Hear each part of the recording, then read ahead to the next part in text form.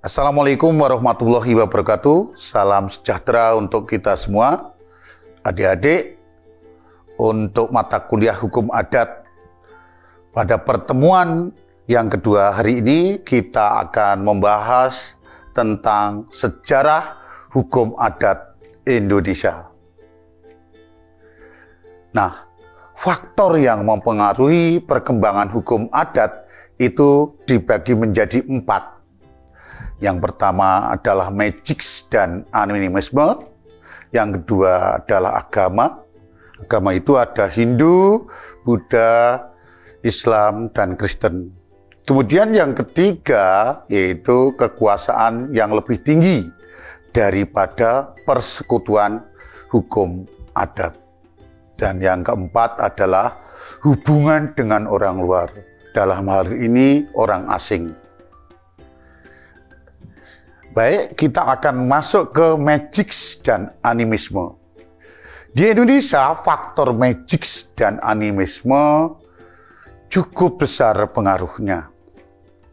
Hal ini dapat dilihat dalam upacara-upacara adat yang bersumber pada kekuasaan-kekuasaan serta kekuatan-kekuatan gaib. Animisme yaitu percaya bahwa segala sesuatu dalam alam semesta ini bernyawa. Sekali lagi, adik-adik, bahwa animisme yaitu percaya bahwa segala sesuatu dalam alam semesta ini bernyawa. Kemudian animisme ada 2 macam. Yaitu yang satu fetisisme. Fetisisme yaitu memuja jiwa-jiwa yang ada pada alam semesta yang mempunyai kemampuan jauh lebih besar dari pada kemampuan manusia. Seperti apa? Contohnya seperti halilintar, taufan, matahari, samudra, tanah, pohon, gua, dan lain-lain. Nah, kemudian spiritisme. Spiritisme yaitu memuja roh-roh leluhur dan roh-roh lainnya yang baik dan yang jahat. Kita masuk ke faktor agama, adik-adik. Masuknya agama-agama di Indonesia cukup banyak memberikan pengaruh terhadap perkembangan hukum adat. Agama Hindu. Pada abad ke-8 masuknya orang Hindia ke Indonesia dengan membawa agamanya. Pengaruhnya dapat dilihat di Bali, adik-adik. Kemudian hukum-hukum Hindu juga berpengaruh pada bidang pemerintahan, raja, dan pembagian kasta-kasta. Ini agama Hindu.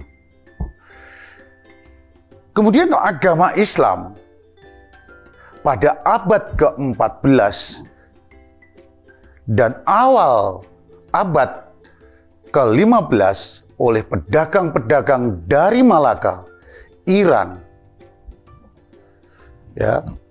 Pengaruh agama Islam terlihat dalam hukum perkawinan, yaitu dalam cara melangsungkan dan memutuskan perkawinan dan juga dalam wakaf. Pengaruh hukum perkawinan Islam di dalam hukum adat di beberapa daerah di Indonesia tidak sama kuatnya. Misalnya daerah Jawa dan Madura. Aceh, pengaruh agama Islam sangat kuat. Namun beberapa daerah tertentu walaupun sudah diadakan menurut hukum perkawinan Islam, tetapi dilakukan upacara-upacara perkawinan menurut hukum adat. Misalnya di mana? Di Lampung dan Tapanuli. Ya, tadi hukum Islam. Sekarang tadi agama Islam. Sekarang agama Kristen, adik-adik. Agama Kristen dibawa oleh pedagang-pedagang barat. Aturan-aturan hukum Kristen di Indonesia cukup memberikan pengaruh pada hukum keluarga. Kalau tadi agama Islam, kita lanjut ke agama Kristen. Agama Kristen dibawa oleh pedagang-pedagang barat. Ya. Kemudian aturan-aturan hukum Kristen di Indonesia cukup memberikan pengaruh pada hukum keluarga. Hukum perkawinan. Nah, agama Kristen juga memberikan pengaruh besar dalam bidang sosial, khususnya dalam bidang pendidikan dan kesehatan, dengan didirikannya beberapa lembaga pendidikan dan rumah-rumah sakit. Kekuasaan yang lebih tinggi daripada persekutuan hukum adat adalah kekuasaan-kekuasaan yang lebih tinggi yang dimaksud adalah kekuasaan-kekuasaan raja-raja, kepala kurial, nagarai, dan lain-lain. Kemudian adanya kekuasaan asing. Kekuasaan penjajahan Belanda, di mana orang-orang Belanda dengan alam pikiran baratnya yang individualisme. Hal ini jelas bertentangan dengan alam pikiran adat yang bersifat kebersamaan. Kita akan masuk ke periode perkembangan hukum adat di Indonesia. Yang pertama adalah zaman kerajaan. Kemudian yang kedua, zaman penjajahan Belanda. Yang ketiga, zaman penjajahan Jepang. Dan yang keempat adalah zaman kemerdekaan. Zaman kemerdekaan ini ada Orde Lama, Orde Baru, dan Reformasi. Nah, pada zaman kerajaan telah memiliki tatanan hukum. Tatanan hukum apa? Ya, tatanan hukum raja. Kemudian prasasti kitab-kitab kuno. Prasasti kitab kuno ini yaitu Undang-Undang Jambi, UU Simbur Cahaya Palembang, yaitu UU Nan 20. UU Nan 20 ini adalah Minangkabau, ya, Minangkabau dan sebagainya. Bukti adanya hukum adat Indonesia pada tahun 1000 pada zaman Hindu, Raja Dharma Wangsa dari Jawa Timur dengan kitab yang disebut Civasana. Saya ulangi, pada tahun 1000 pada zaman Hindu, ya, Raja Dharma Wangsa dari Jawa Timur dengan kitabnya yang disebut Civasana. Kemudian di tahun 1331 sampai dengan 1364, Gajah Mada Patih Majapahit membuat kitab yang disebut Kitab Gajah Mada. Dan tahun 1413 sampai dengan 1430, Kanaka Patih Majapahit membuat kitab Adigama. Kemudian tahun 1350 di Bali ditemukan kitab hukum Kutara Manava. Yang kedua, zaman penjajahan Belanda. Terjadi penetrasi politik, perdagangan dan budaya, yaitu 3,5 abad. Akibatnya terjadi pergeseran nilai-nilai masyarakat, adik-adik. Pergeseran nilai-nilai masyarakat ini apa aja? Yaitu ada norma agama, adat istiadat yang kebarat-baratan. Hukum barat berlaku bagi siapa? Bagi pribumi. Ya. Saya ulangi, akibat terjadi pergeseran nilai-nilai masyarakat, maka norma agama, adat istiadat yang kebarat-baratan, hukum barat berlaku bagi pribumi. Nah, kita akan masuk ke dalam zaman Daendels pada 1808 sampai dengan 1811. Beranggapan bahwa memang ada hukum yang hidup dalam masyarakat adat, tetapi derajatnya lebih rendah dari hukum Eropa. Jadi tidak akan mempengaruhi apa-apa sehingga hukum Eropa tidak akan mengalami perubahan karenanya.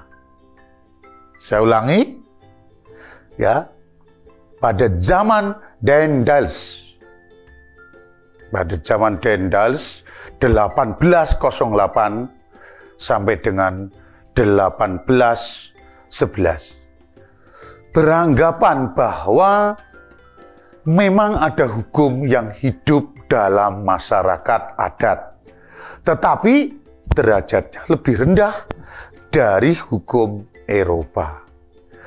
Jadi tidak akan mempengaruhi apa-apa, sehingga hukum Eropa tidak akan mengalami perubahan karenanya.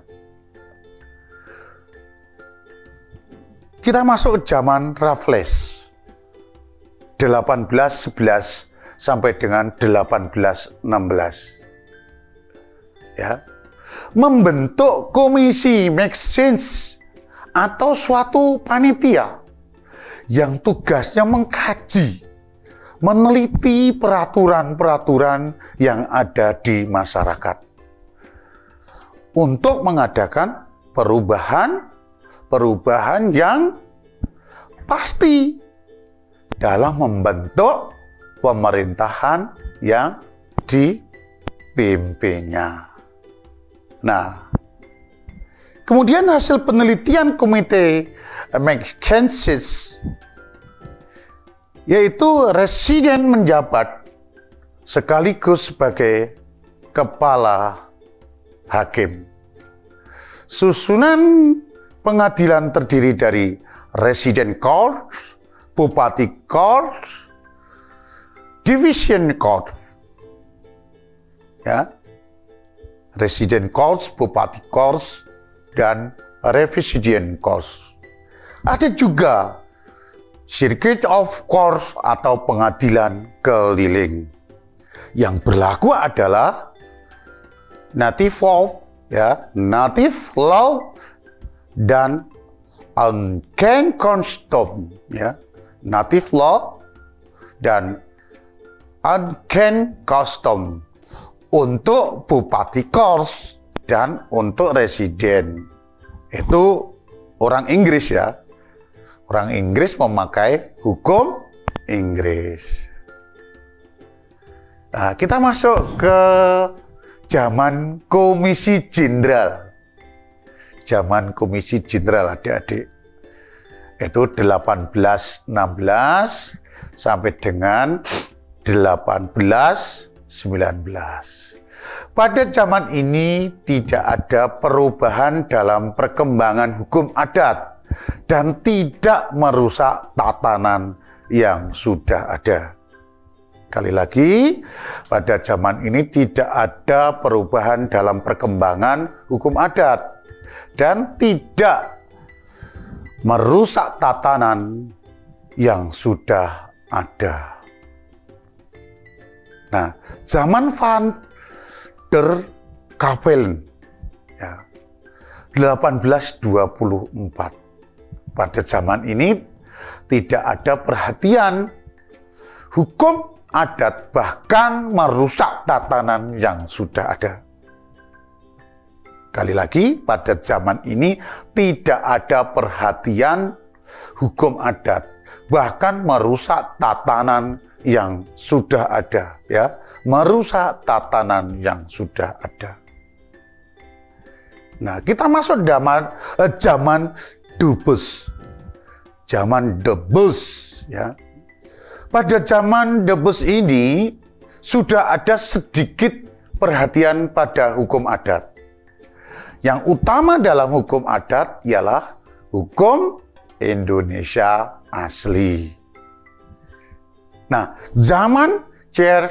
Bauth, ya, zaman C.R. Bauth, pada zaman ini sudah banyak perhatian pada hukum adat. Misalnya tentang melindungi hak-hak rakyat. Nah, kita masuk ketiga, yaitu zaman penjajahan Jepang.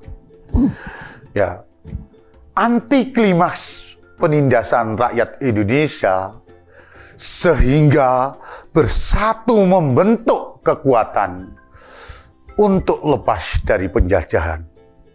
Pada saat itu situasi kondisi mendukung Indonesia untuk merdeka.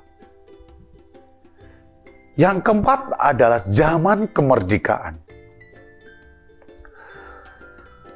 Orde Lama, pemerintah konsentrasi pada aset nasional yang berasal dari aset, ya, ex PMTH Belanda dan Jepang. Masyarakat hidup dalam lingkungan adatnya relatif tanpa gangguan.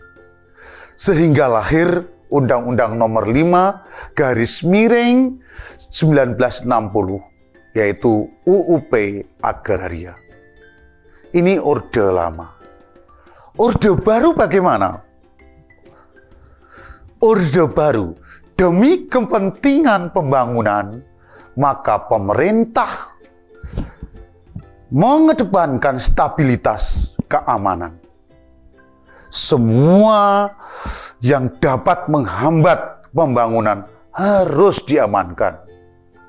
Ya. Ini adalah keberadaan masyarakat adat. Kemudian kita masuk reformasi, adik-adik. Setelah 32 tahun tersingkir, masyarakat adat yang terpinggirkan menuntut haknya, yaitu berlebihan, terutama dikaitkan dengan HAM.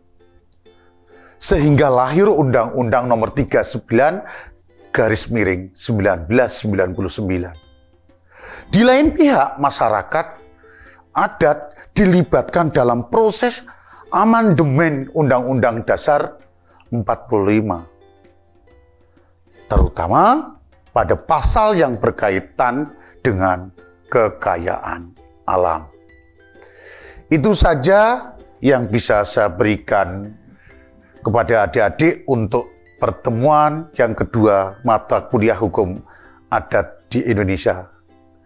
Kurang lebihnya mohon maaf, semoga pertemuan hari ini akan membuahkan hasil yang semaksimal mungkin dan bisa menjadikan materi adik-adik untuk ke depan sebagai materi awal dari mata kuliah hukum adat dan mengerti apa hukum adat itu yang sebenarnya.